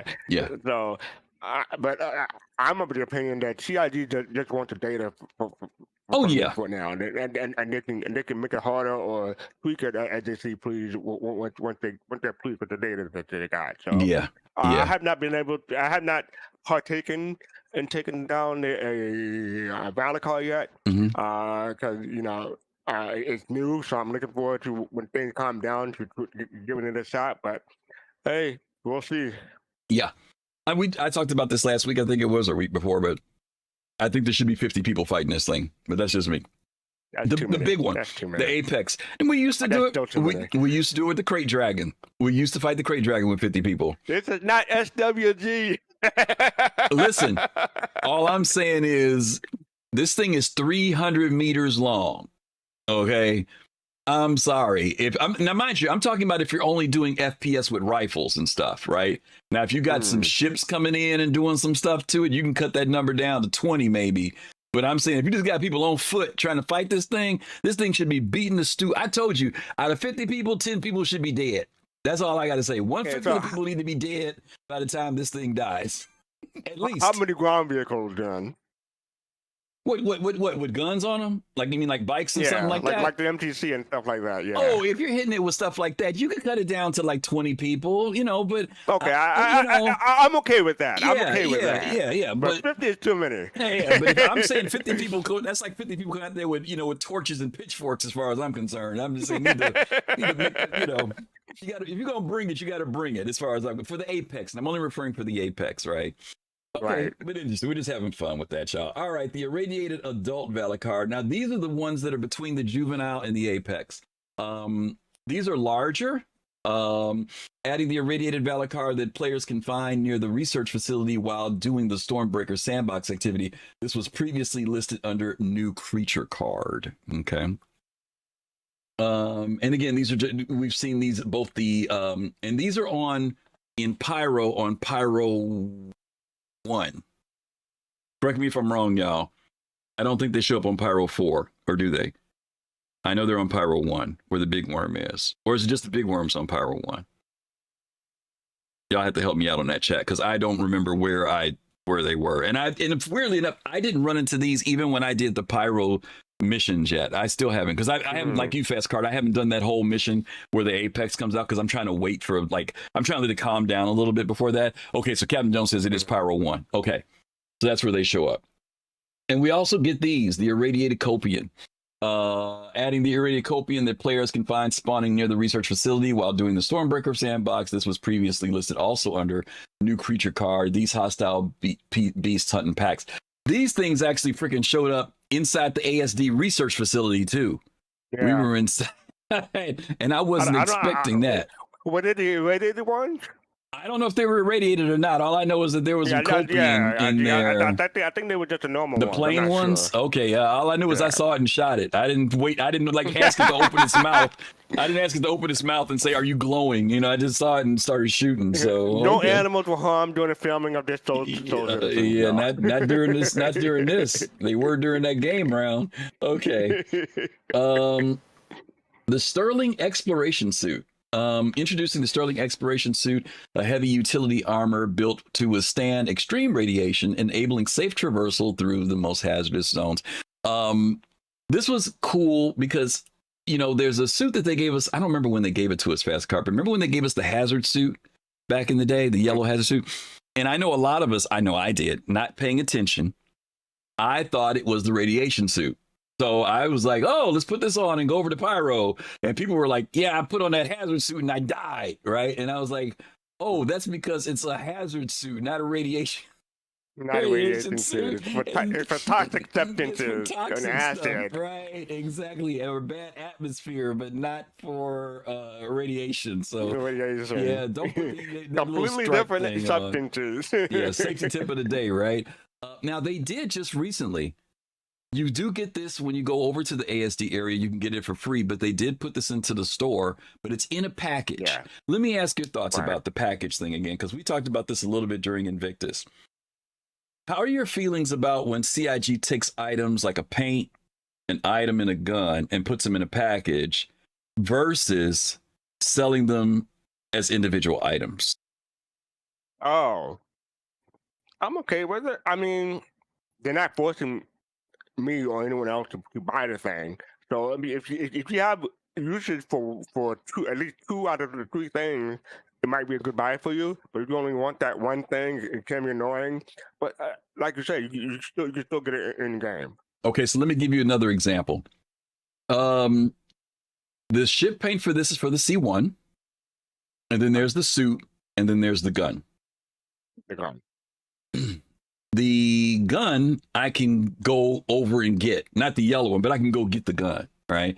And I can go over into ASD and get one of those suits by killing one of the NPCs. I can't get the paint. You can't get the paint. Okay. So if you want that paint, then you kind of SOL, yeah. Okay. So there's been this conversation about should CIG sell, because there are some people who will buy the package, right? Like I know, like our good friend Togi, who likes to have everything yellow. So for some people like him, that might be an attractive thing because it all matches. But then there are other people who might say, I've already got this and this. I don't like the gun and I don't own the ship, but I do want the suit, right?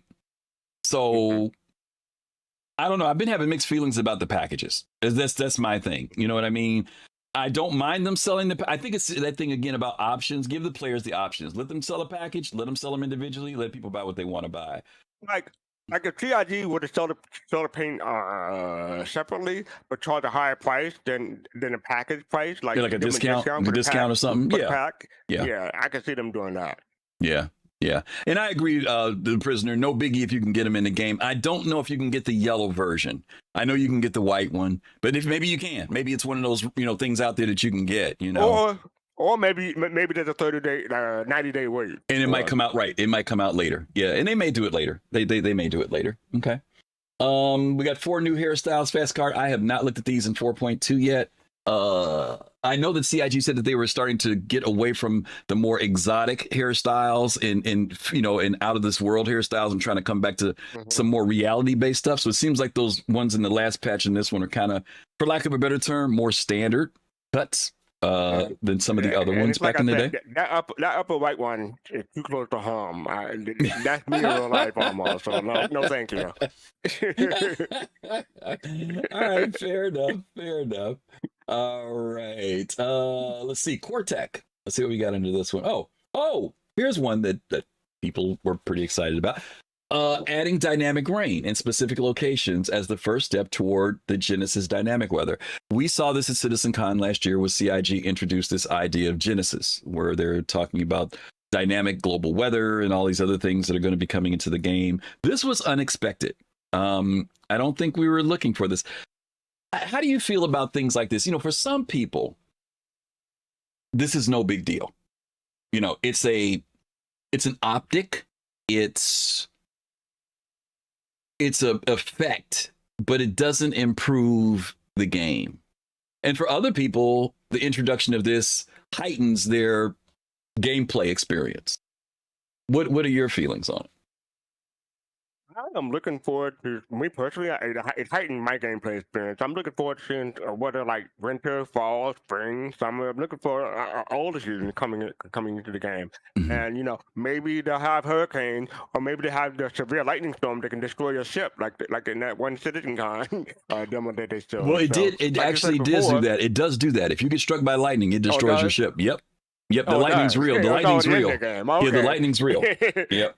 Okay.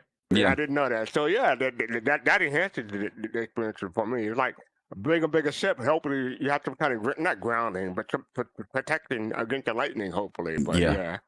For me, don't get me wrong. I loved it when I saw it. It was buggy as all get out. For example, if you went into first person, you couldn't hear the rain. But if you went, or it was the other way around. Yeah, you could hear the rain outside, or couldn't hear the rain. It was kind of weird. The audio wasn't balanced right. For some people, the rain was coming through their ship. It wasn't staying outside when they walked around, but they've been working on it, right? They've been getting it better. But what got me more excited was not the rain, but the fact that they're moving toward implementing weather now. And to your point, hopefully this becomes a step for now. We see a sandstorm show up, or we see a tornado or a hurricane, other aspects of weather. That snow now on Microtech will actually be dynamic and happening. We do get it like at, New Babbage a little bit and stuff, but I mean, where we actually get it like this type of thing. So all the different types of weather start to come into the game. That is what got me excited, is that there, because we've been waiting on weather for, ever since we saw, back on Lear 3, right, with the sandstorm that came through, right? I mean, that was, but, we've always said it would be so great to get something like that be a reason why vehicles are important, because now flying in those situations would be terrible, right? So, like, my understanding is when you fly into these storms, if you fly through a heavy clouded area, you're more than likely going to end up losing power and crashing, right? You have to navigate these things now, which brings another challenge to the game. Is there a command to make you wipe your helmet? Yes, if you do left off an X, that will wipe your helmet for you. Okay. Mm-hmm. Okay. Yep. Okay. All right. That's the only one that was under Core Tech that got introduced. For gameplay, radiation. Implementing dangerous radiation zones in the specific locations, forcing players to adapt with specialized gear and strategic navigation. For those people who have done Stormbreaker, you have already experienced this. We've been waiting on radiation for a while. Ever since, matter of fact, Pyro came in, we had the solar bursts that were taking place, the emissions that were taking place, and for those people who tested it, they were impacted by radiation at that particular point. But then when Pyro came out, they kind of pulled it back, said they're going to work on it some more. But now we're getting radiation, and if you notice, it is in our HUD where we do have these meters now that tell us whether we're reaching radiation sickness, how heavy the radiation is on us. I think that this is a really cool thing that's been added.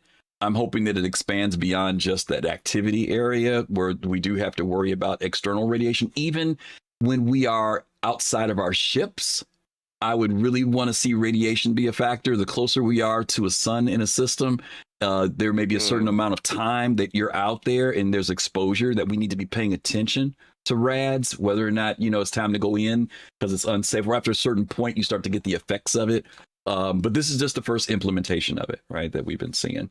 I'm interested in seeing maybe a ship like a Carrack may have more protection than a ship like a Freelancer. Yeah. Or you get closer to the sun or stay longer within a certain position. Yep. That would be very cool. Okay. We only had one under gameplay, locations. We've been talked on these a little bit. The ASD facilities, strategically located on Pyro 1, associated science and development facilities that provided essential infrastructure and sandbox gameplay opportunities for planetary operations. There's two parts to this. There's the research facility, and then there's the data center, strategically placed on Pyro 4, associated with ASD as well, are providing infrastructure and sandbox gameplay opportunities for planetary operations. You guys know that these two facilities are tied together, and that they introduced some new ways to mechanics to how to get around and access things at these facilities that CIG started testing even back with Hathor, such as identity and key cards and things like that. You said you didn't get a really chance to eyeball these areas, but you have been there to visit them, right? Doing the mission. There, right. Okay. Right. Okay, cool. Let's see, missions and events. Now we've got some grayed out areas here that are active, committed, and tentative. The Stormbreaker sandbox activity, which we've been talking about, adding the Stormbreaker sandbox activity, utilizing new gameplay mechanics to tell new stories in the verse. And this one has been really interesting because they introduced not only new facilities, they introduced new creatures, they introduced new mechanics such as radiation, they introduced the dynamic weather at these locations. So there's a lot of cool things that are happening here that CIG has introduced. And I think for the first time, they introduced the fact that the missions take place in two different planetary locations, Pyro 4 and Pyro 1, which is also interesting. I remember I didn't know that was going to have to be a thing when I first did this. That, wait a minute, we got to go to Pyro 1 now? We got to go back and forth? Yeah, I thought everything was here. I mean, we did Hathor. It was like, okay, you got to go to the station. But now, no, you've got to go to this other planet. You've got to get on this tram, right? And do this thing. It's a lot of stuff involved in it, right? It's pretty involved, which is pretty good. I think you're right, Fastcart. You said this earlier about it is kind of cool to have people to do these missions with that kind of know what they're going. I mean, you could go in blind, but oh my God, in some of these things, there's a lot to do, and it could be very confusing. I don't know how you're going blind. Yeah. and expect to finish or expect to survive. Yeah. All right, 4.2 still has some tentative items coming up. One, there's a new global event for 4.2.1, adding a global event, cross-shard event, that builds on collaboration and completion, which we've gotten a little bit of hints about that CIG wants to do. And also space combat mission support ship, adding new missions focused on surrounding escort ships that are under immediate threat. These are both tentative missions that we don't have completely fleshed out, but we know CIG has alluded a little bit to what these missions are going to be about coming up in 4.2.1, which is our next one.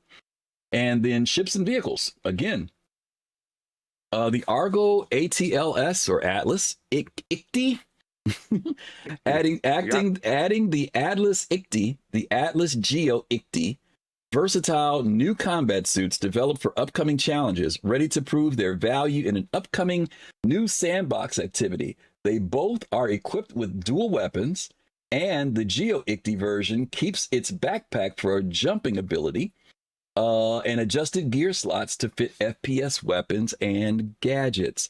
Now, I have not monkeyed around with these. Maybe you guys have, but I don't know what the other. I know this is FPS weapons and gadgets. Are they saying that you can swap out stuff on these things? Because I haven't monkeyed with them, so pardon my ignorance. But is that? Do you know, fastcart, whether you can like use other things on them? Now I know that the ICTY, for example, it does show up when you do the Stormbreaker mission, but you can't take it anywhere, right? You can only use it out there, I think, where the worm is. But people can get these now, right? They can get them through Wicklow. The Geo ICTY is really good. The ability to jump away from worms. Okay, Sandgroper. I know there are people. There was some conversation about whether or not these would be purchasable, and from my understanding, is you can only get these through the game. You cannot get the ICTY versions. The ICTY versions, guys. The regular Atlas, yes. The Atlas Geo, yes. But these modified versions are in the game. Mm-hmm. And I don't know about my fellow Titan suit lovers or wanna havers for the Titan suit. I had to temper my excitement when I saw these in the trailer, because it looked cool seeing those guns go off and shooting and everything like that. Mm-hmm. But I'm hoping the Titan suit is actually cooler than that. So CIG, you're getting my hopes up. Yeah, there are plenty of people who believe that. Well, there were a lot of people who thought this was the Titan suit, and then there were a lot of people who said, no, this probably isn't it. There's probably something else coming, but this is the first step toward moving towards something like that. So again, we will have to see what CIG pulls out. Again, some more Wicklow ships that are being brought in. These are very popular, evidently. People do really want these things. And I think it's because they're the top loadouts. There's something for them to achieve in the game. But they've added the Mirai Guardians, the Mark II Hornets, the Misfortune. The one thing I like about this fastcart is that they've also broadened it. It's not just combat ships, but even like a mining ship. You know what I mean? If you're interested in getting something like that with top tier components and items on it, it's pretty cool. Even the Ursa Medevac is in here, and the Pulse are in here. These ships and vehicles have been unlocked for bringing the NPC Wicklow a number of favors in exchange for rewards. So more stuff that you can get from Wicklow in this upcoming patch. And then another unexpected piece, somewhat unexpected piece, the Asperia Prowler utility. Forgive me, guys, that I can't scroll that all the way up as far as I can get it. But it says implementing the Asperia Prowler utility into the game. There was a lot of excitement hearing that there was a new Asperia ship. Then we heard it was the Prowler series, and we're like, okay, is it going to be a variant of the Prowler? And then when the ship came out, fastcart, people were like, what? A cargo version of the Prowler? Maybe we were thinking it was going to be a stealth ship or a reconnaissance ship, or because the word on it was, I've got my eye on you. So we're like, okay, you got our eye on us, right? But then we find out it's a cargo ship that holds 32 SCU of cargo. And a lot of people felt like, why would I buy that when I could get like a C1 that holds 64 or a hull A that holds 64, or even better, I can get the CL that holds 120. Why would I get a 32 SCU big Asperia ship, right? And then people are coming back where it's a stealth component. You'll be able to smuggle. I'm not sure how fast it is compared to the other ships, but it should be like it has a low signature, so you should be able to get away and do missions that may be mission critical. You have mission critical cargo that you may not want to risk on a Nomad or a C1 or a Hull A or what have you. Yeah. So there's that aspect. I might get one in game. I don't plan on spending money on getting one. Yeah, that was another thing too. The price was pretty steep for folks. This thing was running at $325, if I'm not mistaken. And so here's the deal for me. You know, we've said this zillions of times on this show before, that a lot of times, you know, looking at a ship and determining a couple different factors. One, not what does it do, but what's its role, right? What is the purpose? Now, I think a lot of times we have to ask a question when we see something that looks kind of crazy. We have to kind of ask, well, what is CIG thinking for this? You know, why did they do this? Look like a face hugger coming down at you. Yeah, well, when it's open. Yeah, when it's open, right? Yeah. But the question is like, what is this? What is the purpose of the ship, right? And I mean, I'm getting beyond cool factor because some people will buy a ship just for cool factor, regardless of what it does. Right. They like the aesthetics of it. They say, oh wow, this looks really cool. I'm going to buy it, right? Like me, I'm one of those. I'm not like I shouldn't say like me. I am collecting the alien ships, so for me, it's something that I would want to have just because I'm collecting it, right? But do I find some practicality for the ship? That for some people, they may say yes. To fastcart's point, somebody who is a smuggler, who's not trying to carry 1,000 units of something that is dangerous or highly expensive, might find a ship like this that allows them to get in and out, assuming stealth is built out the way it's supposed to be, that this ship can get in and get out quickly. For them, there may be great value to it. Sandgroper says the problem was that the base Prowler was so overpriced. And Sandgroper, I would agree with you 100%. I would. I would agree with you the same thing about the Cutlass Steel. I would. But I'm going to tell you why I say would. If those ships remain the way they are and are nothing more than these great gun platforms and that's it, they are definitely overpriced. No question about it.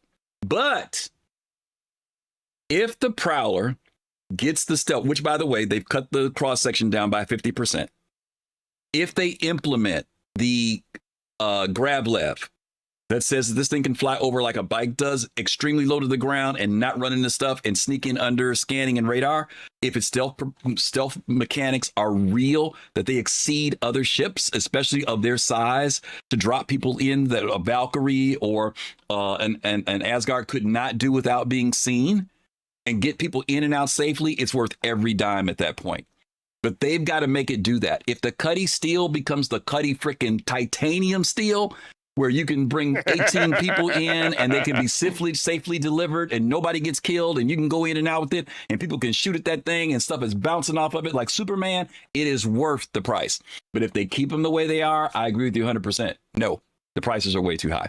And that's a lot of ifs, right? That's a lot of ifs for them to get there. So right. And that's why I'm saying it. That's why I'm saying it. You know, I would agree with you 100%, only if. Now, if the if doesn't happen, yeah, they charge way too much for those ships. I agree with you 100%. Now, for me, I keep bringing this up, but EVE Online, when I play that game, they have a blueprint system where you can copy and research and make blueprints, and then you can sell them at a certain cost. Typically, we go to the hub called Zeta 4 and to sell everything. So I remember you had a choice between taking something like a small frigate, which it is reasonably fast and can take some time to align to a destination, or you can just try to run it in a shuttle. Now, shuttle has no gun, almost no protection. It has very little cargo space, but it's pretty fast and it can align almost on a dime.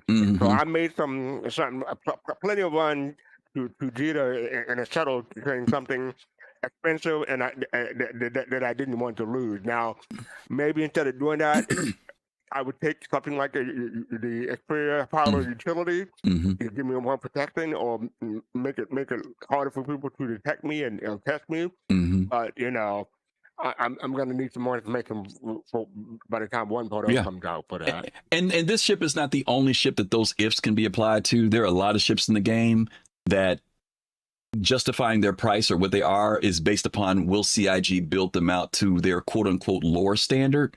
Right. Because, for example, MISC ships are supposed to be extremely durable, particularly ships like the Endeavor. In the markup for the Endeavor, it talks about the Endeavor can actually outlast a meteor shower. Right. But that's pretty serious. You know what I'm saying? Right. But it's designed to do that. Will they build it out so that it could do something like that? That would say, wow, it's worth its value. But if it has armor like everything else in the game, we're going to be like, yeah, that was a bunch of hooey. It's not real. Okay. I really went back on y'all on the hooey word, right? Because I know half of y'all ain't never heard that phrase before. But Anyway, all right, let's get to this last thing here, and then we're going to open up the bin. Again, if you guys want to come in and talk to us about anything we covered in 4.2 or the current state of the game, this is your time to click on the link. We'll put it back in the chat for you. We'd love to hear your thoughts about the progress over the last 6 months. That's why we're kind of going through all of these. The last things here, Fastcart, are the weapons that popped up. The Volt Laser Shotgun Prism, which is coming, adding a cutting-edge energy shotgun that ramps up its pellet spread with heat, delivering brutal close-range bursts powered by Volt. And then there's also a Volt laser pistol called the Pulse, introducing a powerful new pistol from Volt Specialized Arsenal, a high-capacity, fully automatic sidearm that ramps up its rate of fire as it heats up. Now, these... I have a question for you, Griff. Sure. Do they interest you at all? Well, that's what I was going to say. You know, sometimes these things are flavor of the month because they're the newest thing. Right. And there's concern about, obviously, you can't make something so OP that people no longer want to use in the other arsenal, right? So my thing is, I think that like when I've watched guys use these Volt weapons, they're always pretty cool. I've grabbed a couple of them, but I have yet to go out and like grab that gun to go do missions. But I know there are a lot of people that love using it right now, right? And so I don't know if it's considered OP or whether it's just a good weapon to use, because I have not used it. If it's OP, they'll probably reel it in some. But if it's just a good weapon, because there are a lot of guns in the game that are just good weapons and people just favor them. Some people favor them because of the aesthetic or the fact that they know the weapon well enough that what they have to do with it will achieve what they're trying to do. Like I'll use it like a P6 is like, to me, the #1 sniper rifle to me. OK, but it's not the only one I'll use. I will also use an AO3 a lot of times. I may have to put a couple more shots in somebody, but I'll often use that weapon because I like that particular weapon. I will also use the oh god, what's the thing called with the not the one with the I can't think of the name of it now. It's the other one I like, the other sniper. What's the other sniper rifle, y'all? I can't think of the scalpel. The scalpel hits hard. Yeah, the scalpel hits hard, right? And the arrowhead has a tremendous range on it. It goes like 450 meters, some crazy range on it, right? I love using that one, but it all depends on what I'm doing. You know what I mean? Now, some people swear by like if it's just the P6 and that's it, that's all they'll use. But I will mix it up depending. So I'm not really sure because I haven't monkeyed around with these new Volt weapons enough to say whether it's just the coolest new thing and they're equal to other rifles or whether they exceed the other rifles. But I don't know. What do you guys think? Do you guys think this thing? Yes, I love the S71. That's my favorite rifle, actually, the S71. What are you going to say? I can see Colossal loving this weapon because he probably gets that. Oh God, the Emperor Palpatine with the fingers, with the fingers thing. Yeah, maybe so. Unlimited power. Unlimited power. All right, we've got almost over waiting in the wings. Why don't we bring him in and let's hear what he's got to say, okay? All right, I got him. All righty. Hey, almost over. How are you doing? Hola. Hey, buddy, how are you? Doing? Good. What you got for us? All right. So for specifically on that shotgun that y'all just had, in close range is second to none. You not only will you put the person down in front of you, but if there's people next to him, they're going down too. So it's a really powerful shotgun. I personally still don't like it because it runs out of ammo too quickly. If you ever use it, you can just spam that button and it goes out of ammo real quick. Ooh, that's the trade-off. Yeah. Okay. And then to be honest, when it overheats and it becomes a heated slug, I haven't actually hit anybody with that. But to be honest, I think it should just stay a shotgun because the spread on it is just really good. Okay.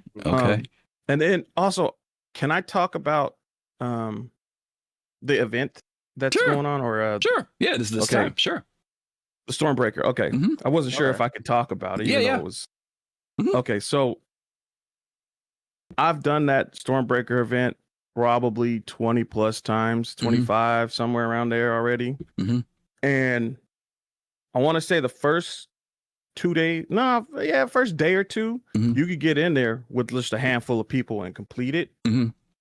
But now it's kind of what you guys were saying earlier about you wanting 50 people, right? And then a lot of people want certain aspects of gameplay, like crew gameplay, that if you okay, so does it require 50 people to kill the Valakar? No, it does not. However, because there's always people sneaking around, picking off your teammates, because the Valakar, believe it or not, I don't know how far the range is, but it's got to be at least 40 kilometers. When it's screaming, everyone can hear it. So people come, they hear that because they know it's and out. they show up. Next, 3 or 4 Idrises are showing up, but only when the Valakar is about to go down, right? And so you have people being spies. Are like, They're oh yes, waiting. the Valakar is about to go down. They're collecting the teeth now, and that's when. I'm not even joking. I did it with Dig on Friday. It was his first time doing it. People came in with A2s and just started dropping bombs every 2 minutes. Wow. Just wiping the people out. Wow. But it was, I mean, we were trying to extract the teeth. Right. Like the Valakar was dead. Just trying to extract the teeth took us over an hour just to get out of there. Really? Yeah, Idris is showing up, A2s, a bunch of how fighter many people you had ships. with you? Just you and Dig? 23. Wow. We had 23 people, and it still took that long. Yes, because, and believe it or not, because of the chaos of what's happening, that we had somebody waiting in the Idris trying to fight other people off, right? He had killed a couple of Polarises and a couple other smaller ships, and then 2 more Idrises showed up and put our guy that we had waiting down. No, Dig wasn't streaming when this was happening. And then on top of that, I've been, like I said, I've done it about 25-ish times. I've done it with larger crews, 30 and 40 man crews. It always ends up being the same way. Wow. A bunch of capital ships come They show out. up. Wow. Yep. There's people everywhere. Like, even if you think you're protecting the skies, you still have to have people on ground protecting the shuttle that takes you back and forth because they kill you. I don't mean for this to be a dumb question, but I do have to ask you. You've done it so many times, but so you do find it fun, even with all the issues. I don't really see it as issues. It's fun. It's fun. If I want to be on the ground, I could be on the ground. A lot of the times, I have a very souped up F7, so I'm usually a fighter pilot. I find there's so many aspects. I'm really good at FPS, so usually when we have spies running around picking our people off while we're trying to kill the Valakar, I run around and I hunt for them. Yeah. So there's people who don't even get to go fight the Valakar because they're stuck in the Idris or the Polaris protecting the hub location. Okay. And then there's people who are waiting on the ground at the hub location because just in case somebody flies really far out and then drives up, now you got to protect the shuttle. So you won't see people on foot running up to the shuttle. So there's a lot of aspects of the gameplay that is exactly what people have been wanting. Yeah. Our brother-in-law, some people, he was hanging out with 30 people yesterday night, and they couldn't believe how good of a turret gunner he was. Like, that's all he did was sit in one of the Idrises, and that's all he did was a turret gunner. So there's a lot of aspects of gameplay that they could do, that you can do, but it also, because of the dynamics of other players showing up, you cannot do this with 6 people. You can't do it with 10. You need like literally 15 to 20 minimum to cover your butt, basically, just in general, across the board. Yeah, because even if you did kill the Valakar, well, you still got to get that stuff out. Yeah. Okay. I mean, killing it, it's almost easier than getting the stuff out after you kill it, right? Yes, but also, like I said, there'll be people who are like spies who are watching you do this. Right. Literally, they can make the boss. Like we fought the boss one time for an hour because there was people running around picking us off. Yeah, so you had to couldn't focus on it. So let me ask you a question, because I'm reading what Captain Jones is saying, and I think I agree with what he's saying, but I think you're not disagreeing. the Valakar is supposed to have I'm referring to the Apex one. It's supposed to have some special attacks too. It's supposed to be a slam attack. There's a spitting attack. Is any of that implemented? Is it doing that? Sometimes it works, doesn't work. Oh, it works every time. You just don't get close to it. Okay, you just got to keep your distance. Okay. So yeah, it's always spitting, but if you're next to it or close nearby, it's gonna slam you. Okay. And then when it slams you, it either knocks you on the ground or throws you really far. Okay. Okay. So most people just don't even come close to it. They just stay really far away and shoot at it. Okay. Now, when it throws you really far, is there a chance of you dying when you hit the ground, or? To be honest, I don't know. And I say this because I've only been thrown like twice. Okay. Once I was thrown and I only went back like 10 meters. Okay. So I didn't go very far. Okay. And another time that I was hit by it, it slammed me and I fell straight to the ground. Okay. I do remember on certain occasions people saying that they got slammed and they died instant. Okay. Yeah. See, I can't confirm that. Yeah, as far as I'm concerned, if it slams you, you should die. I want that thing to also lean down. I want it to grab somebody and chew them up and spit them out, and they, spit 200 meters away. Don't get me wrong. This is all still tier 0. I'm just being fanciful about it. But thanks for sharing that, because I haven't done it yet. I know that it's being worked on and enhanced and made better. And players seem to, because they're still going there, they're still enjoying it. But it is nice to hear that your perspective of how it first started out and how it's kind of evolved now, not just from CIG's point of view, but from the community, how they're responding to it too. Because up to your point, when we used to play Star Wars Galaxies and we went after the Crate Dragon, we had the same thing happen. There were 50 people out there fighting. Maybe 30 of those people were up there really engaging, but the other 20 were sitting back waiting for this thing to get ready to lean over and roar and die, because then they'd all want to rush in to get the crate pearl that was inside of it, because there was only one, right? So you might have been the toughest guy out there fighting. It did not guarantee that you were going to get anything out of the crate dragon. So to your point, if a group wants to go in there and do that, they've got to be able to protect themselves, because there are going to be those vultures out there waiting, right, to see when this thing dies to swoop in. That's a really cool thing about the tactics to see.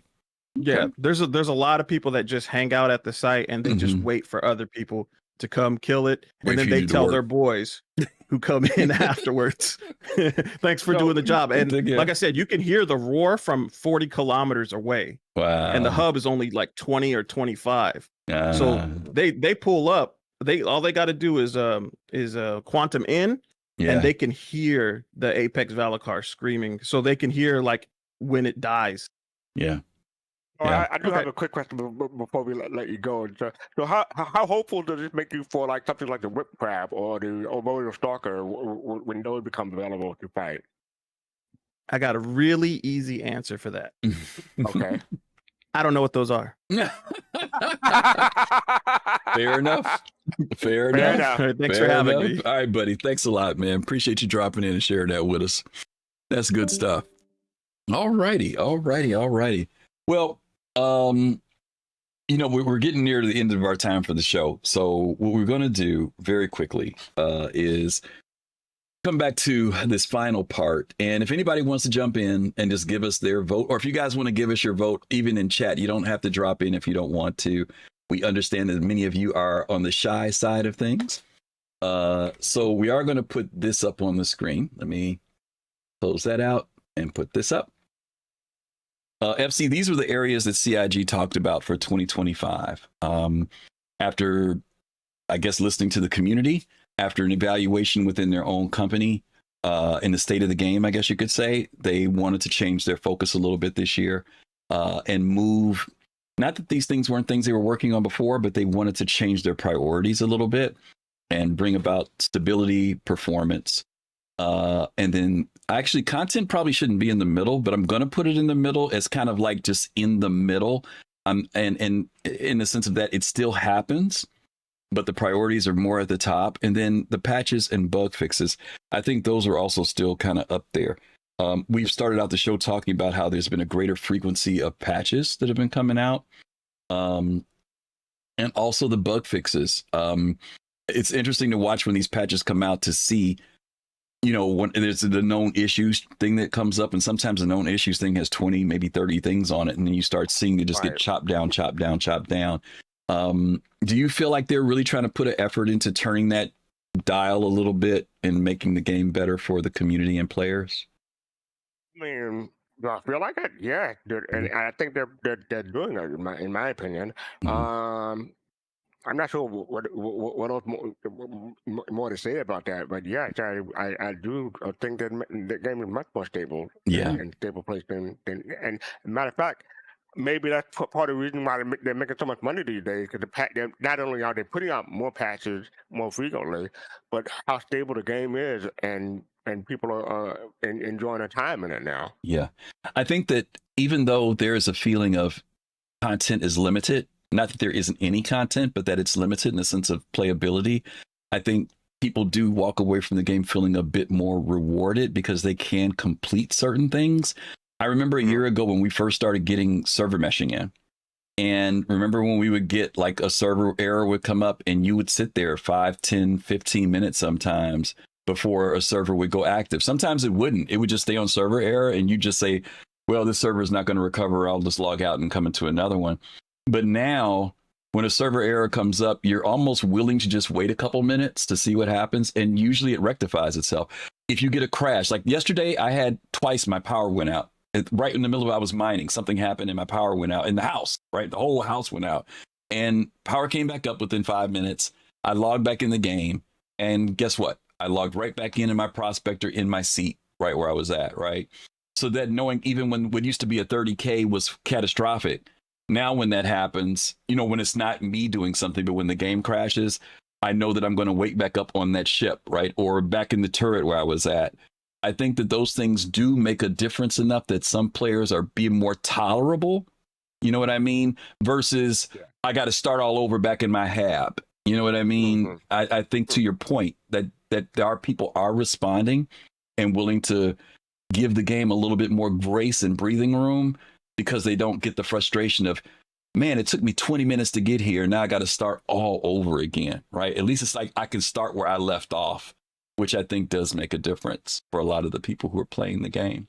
And I'm enjoying that new aspect. I mean, like I said, I had a couple of bugs where I had to alt F4 and come back in because of the a mouse or track, some kind of minor issue. Yeah. And you know, I pop right back in where I alt F4, and it's great. Yeah, yeah. Now this doesn't mean that everything's fixed, guys. We're not saying that by any means. I've still recently had 2 occasions where something that never used to happen to me happened to me like twice within 1 week, where I was in a hangar. And I used to hear people talk about this all the time, falling through their hangar. I would never have that happen. And in this last patch, twice I was in my hangar and all of a sudden I went through the floor and I was stuck between, you know how you get stuck between the building and you can't get out. So you just got to log out. I had that happen twice. Last month, for the first time, I got locked out of my hangar. My buddy Togi and some other people have gotten locked out of their hangars, Captain Jones, several times. This was the first time that I was locked out of my hangar for like a whole, you know, patch period. Thankfully, patches are coming out almost every 30 days. And so I didn't have to wait the typical 90 days that they would have to normally wait. So there are still some things out there that are still goofy, admittedly. But it does seem like that performance, stability, and the fact that we are still getting content, as we just mentioned, there were 34 items in that last one we read, I mean, in 4.1. In 4.2, there are 6, 7, 8, 9, 10, 11, 12, 13, 14, 15, 16, 17, 18. And that's 18 items listed there. And then we still have and some of those are part of 4.2.1. But they're still giving us things and they're still trying to fix things. So it'll be interesting to see what 4.3 is like, or 4.2.2, wherever they're going to go to next. Captain Jones, I know he says he currently doesn't have a hangar again. I know he hadn't even been in here a week and he lost his hangar again, which is like crazy, you know, that he can't get into his hangar. We have to go pick him up, our good friend. We have to pick him up and shuttle him around. Right now, which sucks. It really does suck. I have an alt, and I have 2 computers. So when my character got locked out, I was able to get my other character and fly my character around. But, you know, it kind of sucks otherwise when you have to do that. So anyway, all right. Well, listen, we are going to wrap it up because we are reaching the top of our hour. We appreciate you guys. Hopefully you guys enjoyed the review of everything that's kind of happened over the last 6 months, and where we are right now. It's still yet to be seen what more CIG is going to do. We still have things like, we got Pirate Week is coming up. We've got Ship Showdown coming up. We've got what's the other thing? The Digital Citizen Con coming up. We've got, what is the thing called for Halloween? What is that thing called again? They have I want to say Valakar, but that's not right. It's not, they have the, yeah, I know. Day of the Dead. Day of the Dead. That's it. Day of the Dead. Well, we've got Vara. Thank you, Danger Hobo. Vara, right? We've got Vara coming up. We still have IAE coming up. That doesn't mention all of the patches that have been coming out monthly. It doesn't even match there. I think there's at least maybe 5 other ships maybe that might be coming out this year. So there's still a lot for us to look forward to. Mm-hmm. And they may do something for Gamescom. Yeah, we'll have to see. Mm-hmm. And there's a lot of anticipation with CitizenCon coming up this year, and whether there's going to be information for Squadron 42 even this year. So there's still a lot for us to look forward to. But so far, my vote is that CIG is making the effort. It may not be all that we want it to be, but I think that we can see that they have made the effort to make the game better and a more playable in space, which is ultimately what 1.0 is supposed to be, a rewarding experience that people can come back to with some level of reliability. And I think they are trying to do that, even in the state of this game being alpha, that they're trying to make this game play better and feel better for us as players and address some of our concerns that we've had over the years. So that is that. Okay. Very quickly, we're going to talk about, we are 2 weeks away. I think we're 2 weeks, 13 days away, fastcart. Yeah, 13. From Quantum Vegas 2955. We're going to show you we're going to run it to you and run it one more time. Roll it again. We're going to do that one more time so you guys can see about this, and then we're going to wrap things up. I think we're going to do it. Quantum Vegas 2955 is a community celebration of the Star Citizen universe, uniquely designed to immerse attendees in the creative and technical brilliance of the game. Hosted in the unparalleled conference environment of Area 15 in Las Vegas, Nevada, this inaugural event offers direct access to developers from Cloud Imperium Games, influential community leaders, as well as other Star Citizen backers. This event offers interactive sessions with special guests covering the complexity of game development to community-driven experiences in a unique and intimate setting. Quantum Vegas 2955 is more than a convention. It's an immersive gateway into the Star Citizen legacy, an unmissable highlight on the gaming calendar. For tickets and information, visit quantumvegas.space and follow our social media on X, Instagram, TikTok, and YouTube. Quantum Vegas 2955. By the community, for the community.